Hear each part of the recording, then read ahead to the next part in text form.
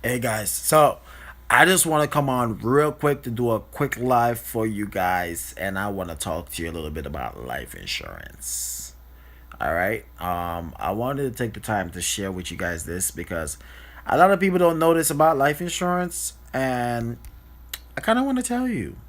I want to give you all the secrets. I keep telling you, there's no secrets.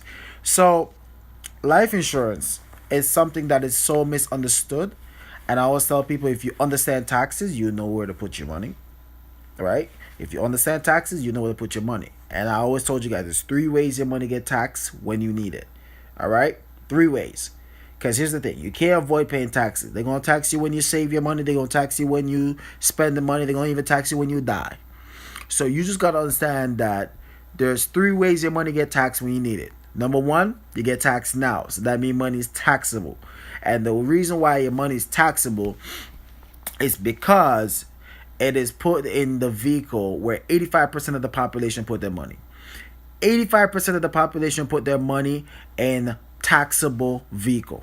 And the taxable vehicle that you put your money in, where 85% of the population put their money, is into where they call your checking account, savings account.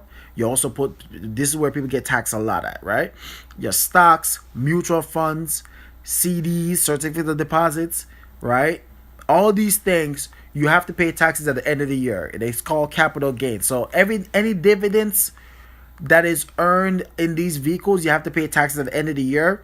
What will happen is that either the bank or the institution or wherever you're invested this money in, it will send you what's called a 1099, and this 1099 will tell you how much capital gains is gained on this money, and then you have to bring that to your tax preparer for them to actually report it.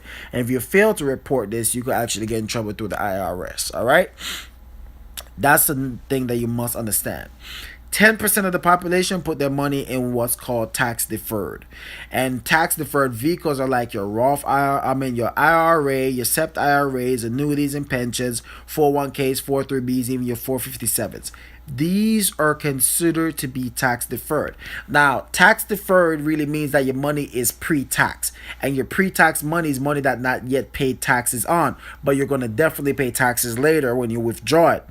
Now, just to break it down, these vehicles come with a lot of rules. And the rule says that if you take the money before you're 59 and a half, you will be penalized 10% in addition to paying taxes. But if you take the money out before after 59 and a half, they will tax you as ordinary income, which means that they're going to tax you as if that you're still working even though you qualify to get your money. Also, you can't keep your money there forever because you must start withdrawing it when you reach, listen, you must start withdrawing it when you reach 70 and a half, or you're going to pay what's called the 50% penalty because you failed to take out the required minimum distribution. These are things that are very important for you to know. Now, when it comes to retirement planning, there's two ways retirement planning is broken down.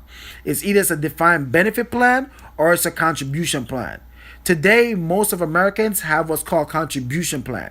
Now, let me break down what's a defined benefit first.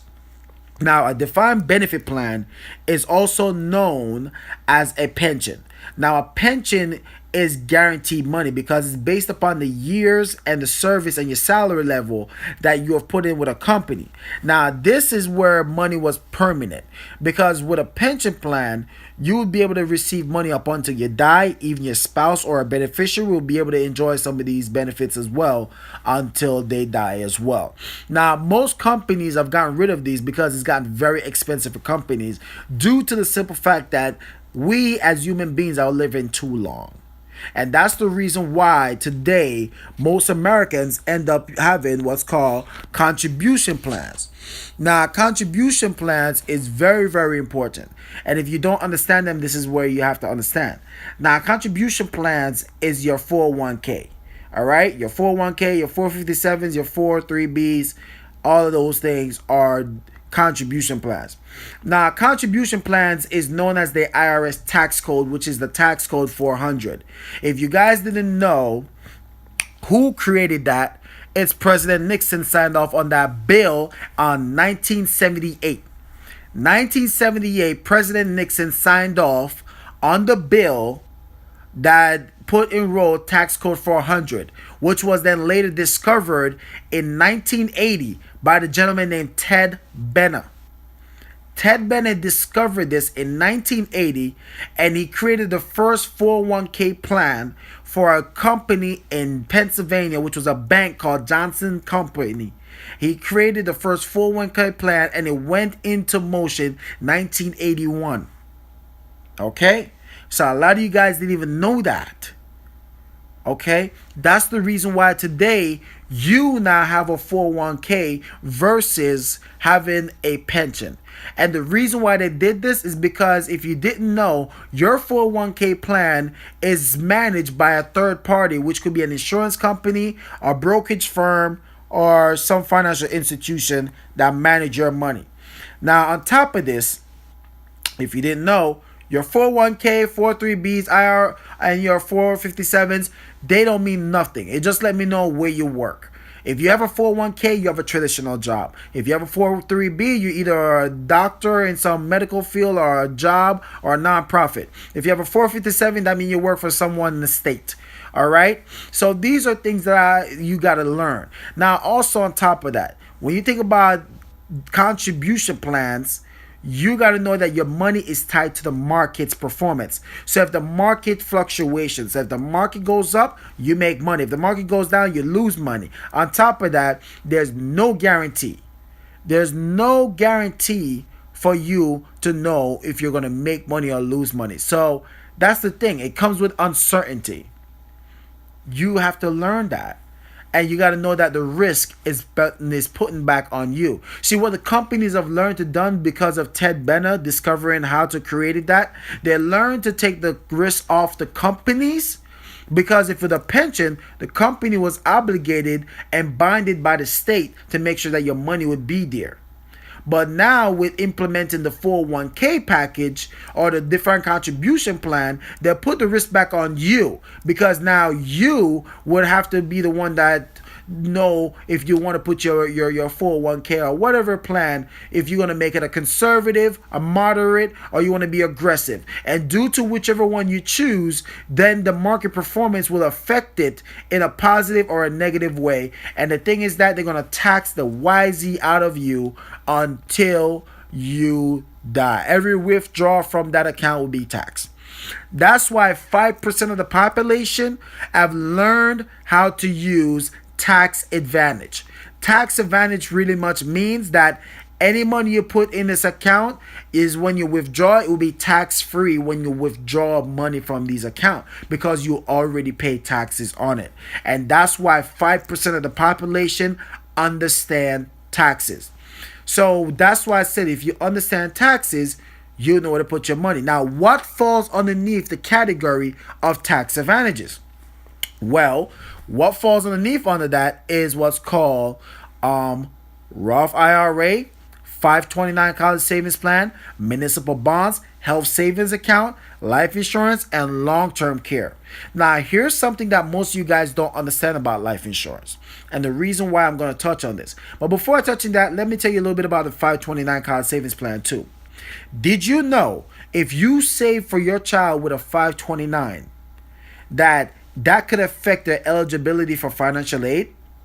Because what most people don't know, that the 529, even though it gives you tax-free money, only if you use it for school and tuitions and stuff like that. But did you know if you fail to use that 529 for school and you try to use it for anything else, you will be penalized? All right, you'll be penalized and taxed as ordinary income. Also, the reason why it affects a child's eligibility for financial aid is because the 529 is considered an asset. And that's what a lot of people don't know. That's why most wealthy people use life insurance for their kids. And the thing is this, most people don't understand what kind of life insurance. But here's my thing. There's many kind of life insurance. There's final expense, which is a whole life. You have term. You also have VULs, which is variable universal life, right? You also have UL, which is universal life. You have index universal life. And these are different kind of insurance that most people don't know about and they don't understand. Now, there's some vehicles that are life insurance that comes underneath a tax code that is called 7702, which once again was signed off by, yes, if you guessed it, Nixon.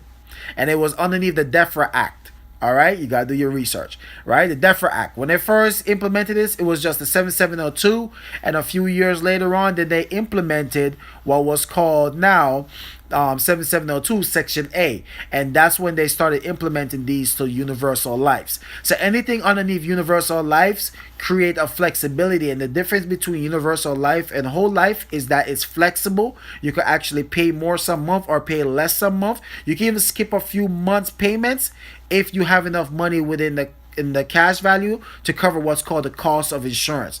So it's a very flexible plan if you understand it. Whole life, you have to pay it for the whole life. All right. Term is exactly what it says. It's for a short period of time for the term. VULs give you the opportunity to invest your money within the market, right? Because it's a variable, so you can invest the money within the market. And it also comes with a universal life, which means that it's very flexible. All right. You could pay more or pay less depending on that flexibility. So I hope you understand. I hope you watch this over, watch it again, understand it some more, and I hope you learned a lot today. As you know, my name is Keyon Corniffe, also known as Mr. Finance, and once again, I'm your favorite financial literacy coach. All right? Have a good night. Love you. Bye-bye.